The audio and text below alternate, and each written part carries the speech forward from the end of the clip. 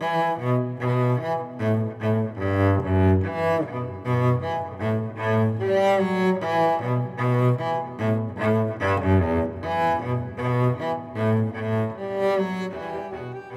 a little different than most other sculptures that we've done for the Lichtensteins. It's about 31 feet tall, weighs in, we believe, it's going to be about 5,000 pounds.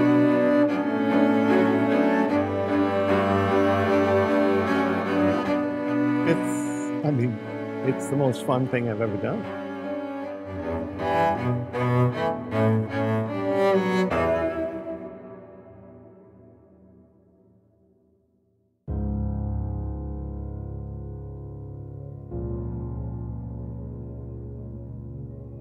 Roy Lichtenstein became first known as a pop artist, and these pop artists came from the word popular artists, but they were using popular subject matter in a kind of a critique or an alternative to a very painterly style of abstract expressionism from the 1950s. Well, Roy was a very dedicated artist. I mean, he fell in love with art when he was a young boy. And when it came time for him to go to university, he wanted to be able to study art. And at that time, there were really only a handful of colleges where you could get a degree in art, studio art. And Ohio State University was one of them. Well, you know, we're proud to count Roy Lichtenstein as a double alumnus of the university. Back in the 40s, he achieved both his bachelor's and master's degree here in fine arts and was part of our teaching faculty for some time following that. And Roy always held Ohio State University in high regard because of this experience he had here in the art school. In more recent years, the Roy Lichtenstein Foundation has actually been looking for ways that they could continue to engage with the university. And so it's really through the foundation that we have this tremendous opportunity to actually be considered as the location for something as amazing as this modern head sculpture.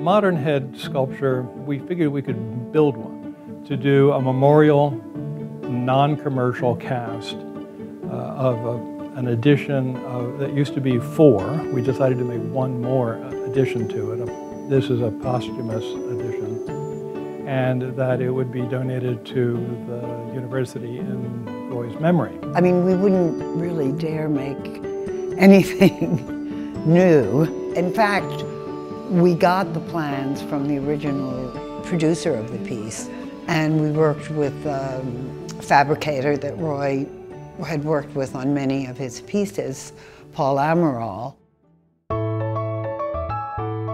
We're in Rhode Island on the East Bay, just a little bit east of downtown Providence, Rhode Island, and we're ready to build a Lichtenstein sculpture. This one had been built before by other fabricators. That was the challenge, to build it from other people's drawings and design parameters. The input information that I got was analog, hand-drawn pieces from the early 80s. So we had to correct all that stuff and get it right so that we could have complete faith in the computer file to produce a piece that is the shape that Roy intended. Everybody started feeling really confident towards the end when we started producing small-scale versions out of a water jet or a laser machine, and everything lined up and matched and did what it was supposed to do.